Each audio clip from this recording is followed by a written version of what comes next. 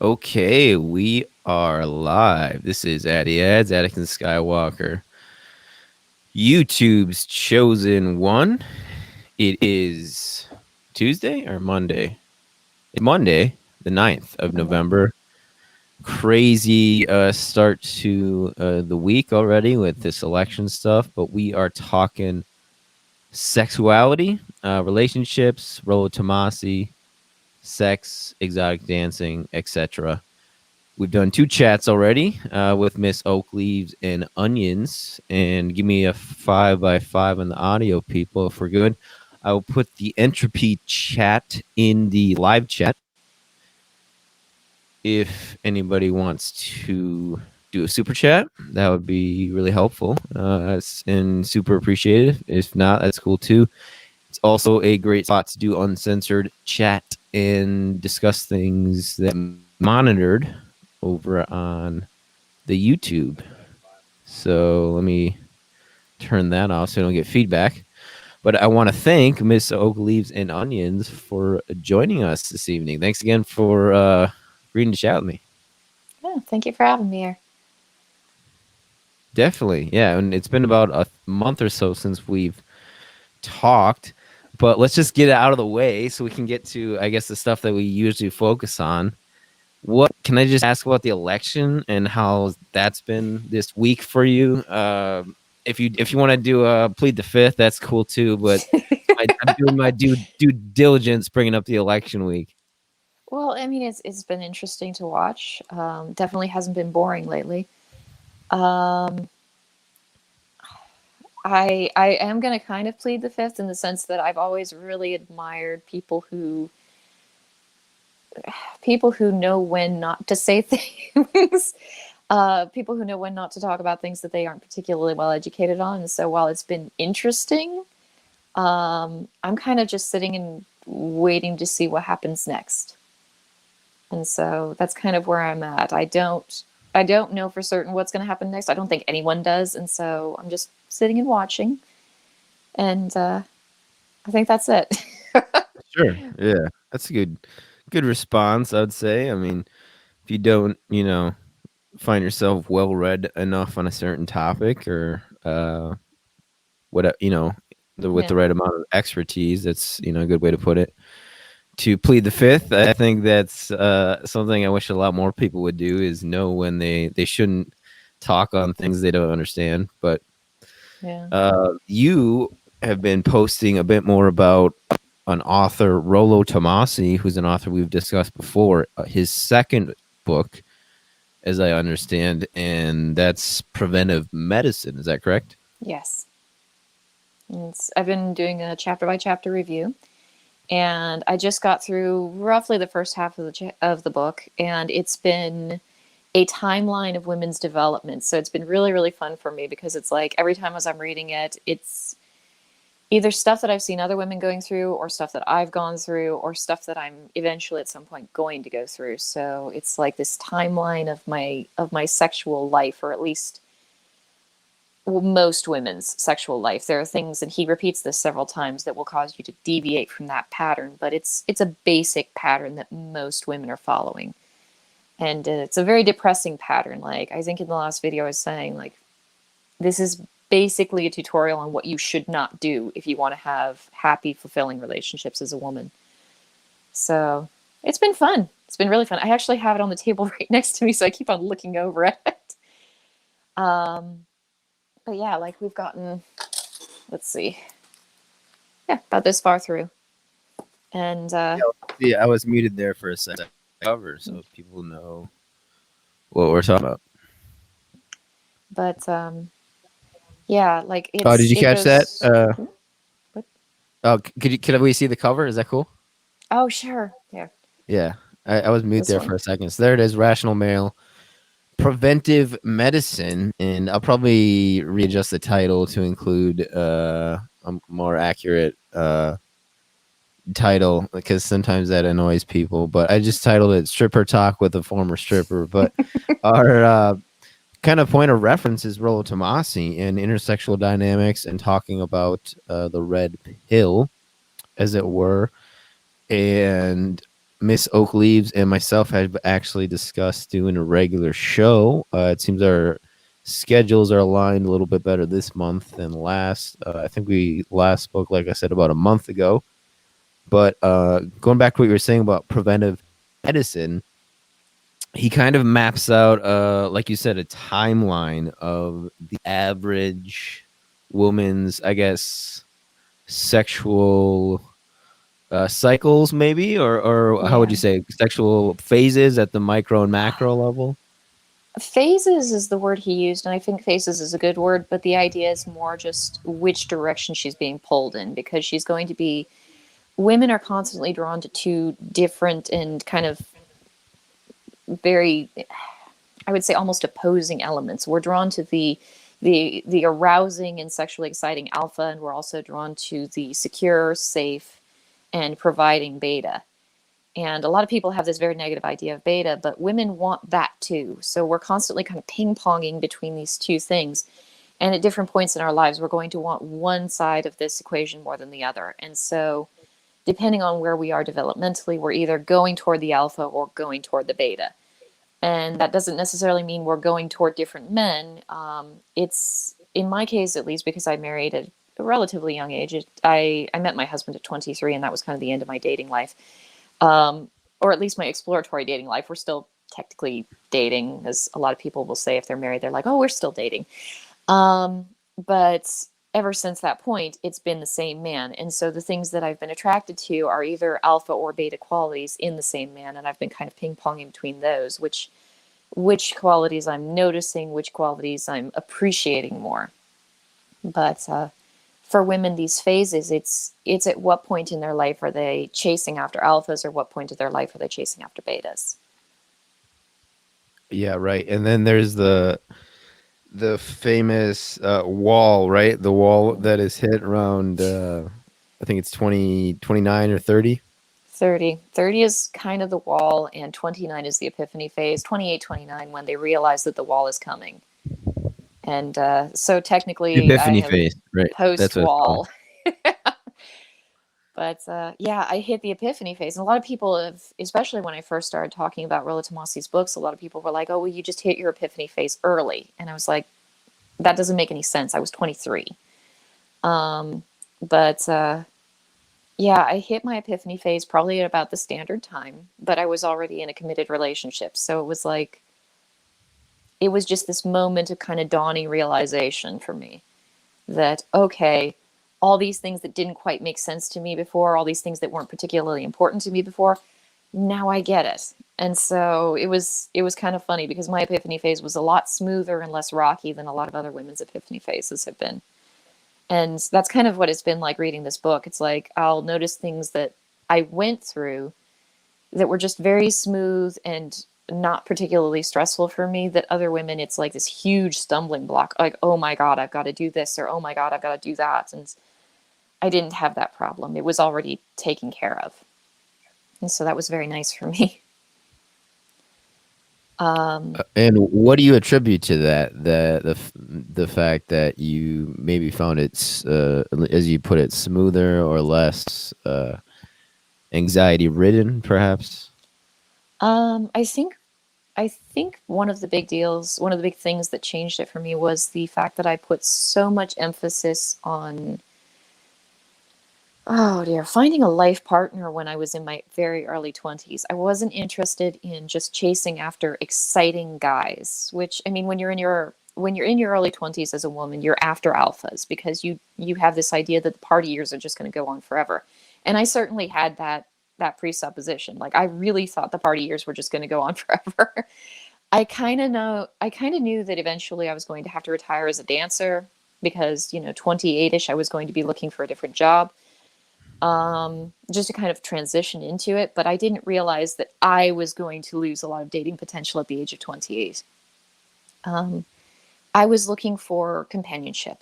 And so I would date guys, and I would very quickly leave guys if I didn't think that there was some kind of companionship potential.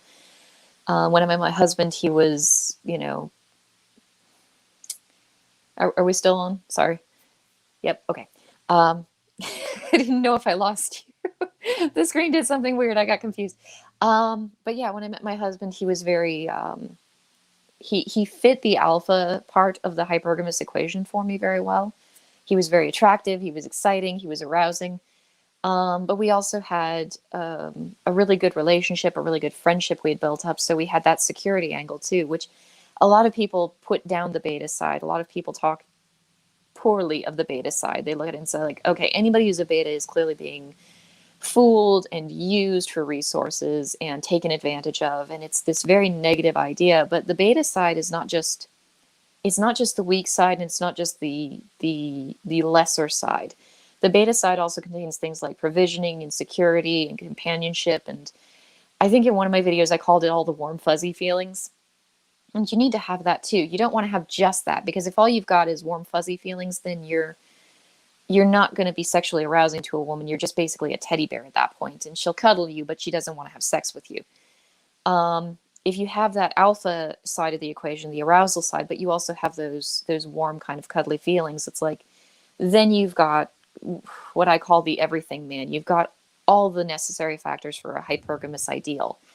And that's what I meant with my husband when I was 23. And so I married him as quickly as he would allow me. And I just kind of clung to him as hard as I could. And I found this through Matt Ridley, who's a scientist author or a nonfiction science author, and he writes about evolutionary psychology. And I guess there's this species of birds where occasionally, not always, the female birds will get two males for each need, basically the provisioning for the chicks, right?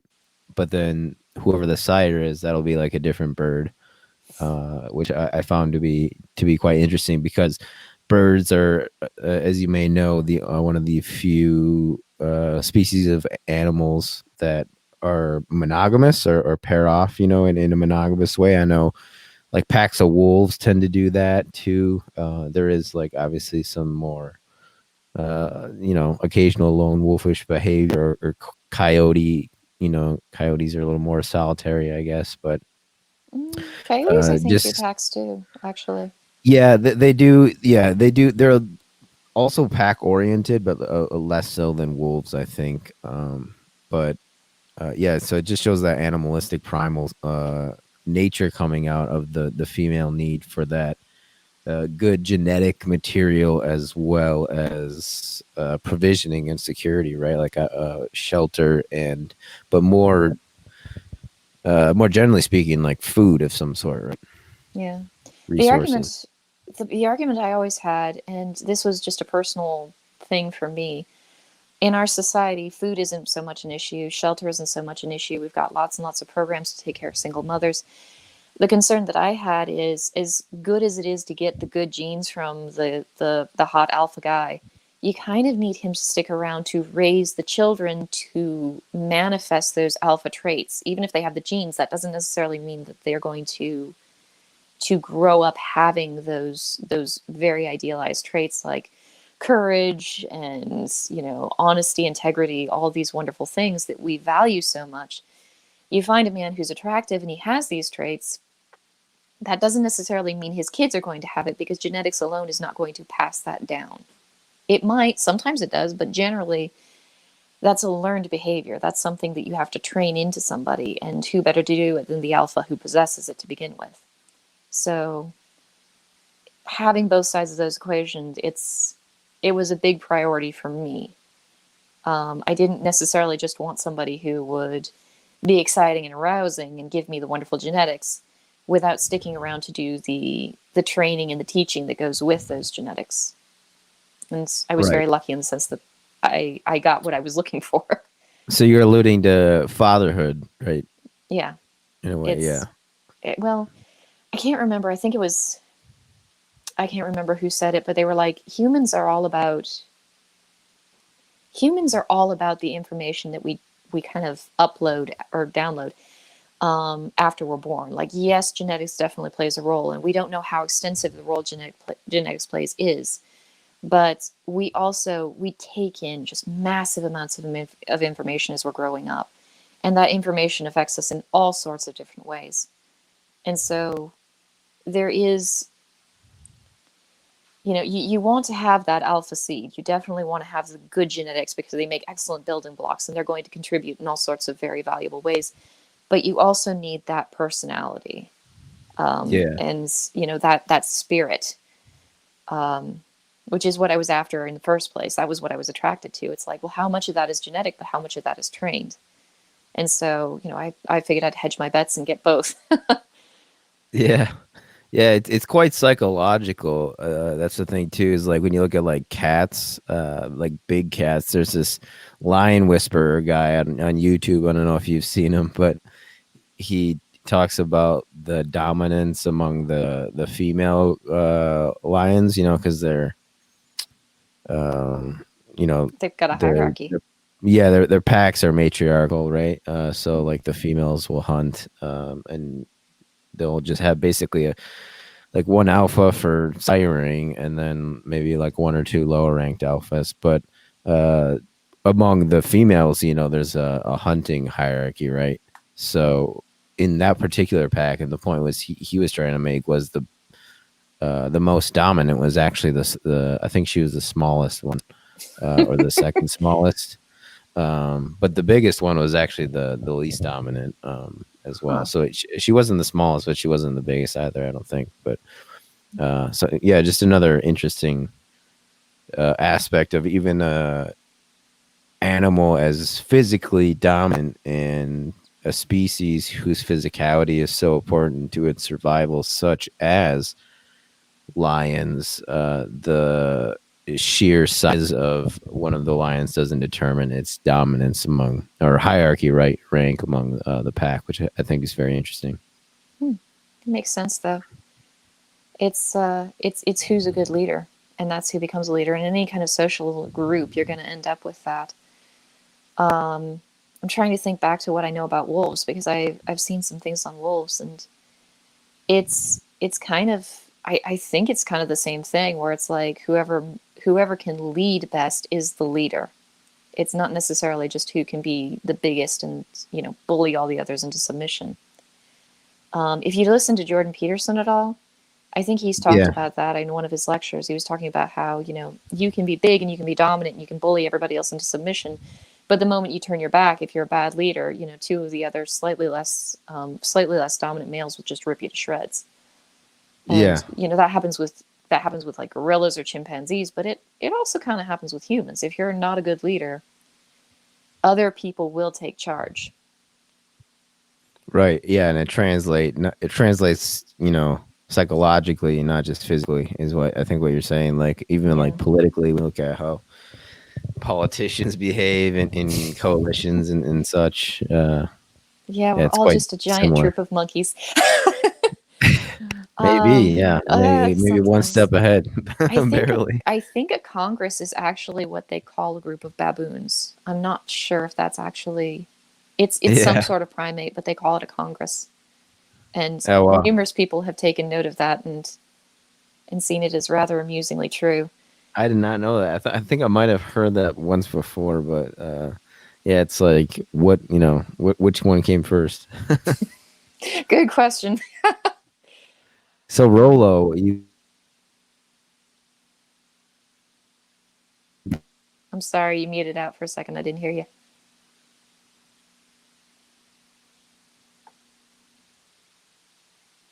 Yeah, I'm not hearing you. Sorry.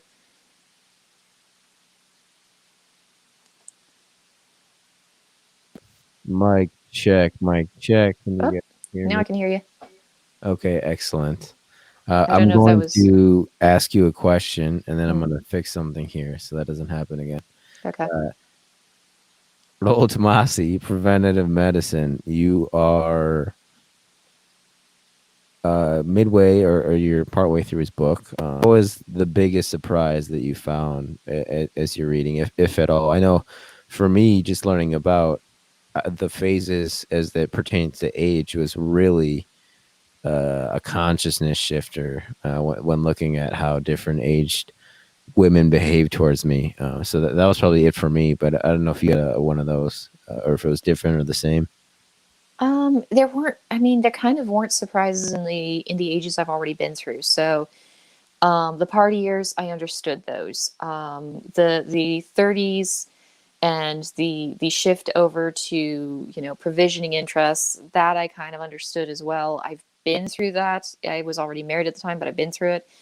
The thing that really shocked me, I guess, and it didn't surprise me, it seemed pretty, it made sense, but that didn't make it any less shocking, was the idea that women in their 70s and 80s will just kind of casually, like after at some point they'll just kind of casually tell the grandkids, yeah, your grandpa was, you know, he was never much of a man, and it kind of reveals and gives it gives away the fact that they married him as a beta plan B kind of guy, and they were just never satisfied with him. And that seemed horrific to me, because women would spend, you know, 50 years in a marriage to somebody they weren't attracted to, and it just seemed like such a horrible waste of, I would say, almost a lifetime, like a sexual lifetime. If you enter into a marriage when you're in your, let's say, when you hit 30 and you spend the next 50 years in that, like that's your sexual lifetime. And, you know, barring a few like misadventures in your party years, that's it. What a horrible waste that is. And I'm I mean, I read it, and I know women do this. It doesn't surprise me. It doesn't, it I mean, it surprises me, but it doesn't, there was no part of me that was like, oh no, that can't be true. It was very true. It was just horrifying. I can't imagine myself, at least, choosing to be in a relationship with someone for an extended period of time that I didn't have a genuine sense of attraction and respect, and I don't know, just all these things that build up a healthy relationship. You know, you have to have some attraction for the other person if you're going to be if you're going to be sleeping in bed with them every night for the rest of their, you know, your lives together. You're going to have some level of attraction. You're going to have some respect for the other person. You're going to have to like the other person. And the idea that women would choose to marry someone that they didn't have those kinds of feelings for is just, I mean, it makes sense. I get it. It's horrible. It's just absolutely horrible. And so that was kind of the thing I spent a lot of the last video I made talking about, because it stunned me. Like just the idea of living a life like that. It seems so horribly wasteful. And it's terrible for the people in the relationship too. Like, you know, not just the woman and the man that she's married to, who unfortunately married her thinking that she actually loved him, most likely.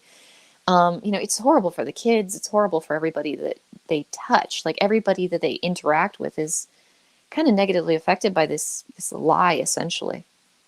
But yeah, that was the biggest thing that shocked me. Um, so yeah, that threw me for a loop. Um, yep, still no sound. Maybe it's my end here.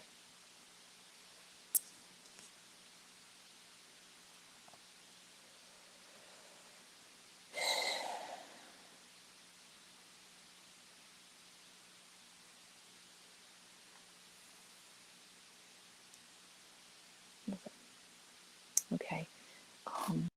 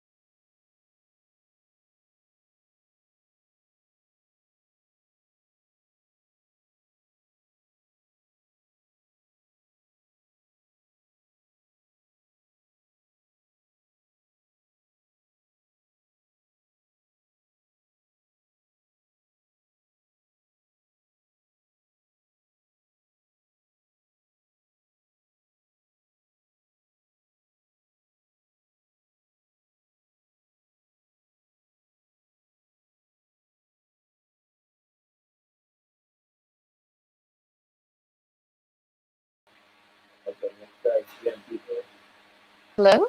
Can you hear me? I'm getting a little bit, but nothing much. Okay. No, just static. Okay. Go to MS and buy a damn thing. Hmm.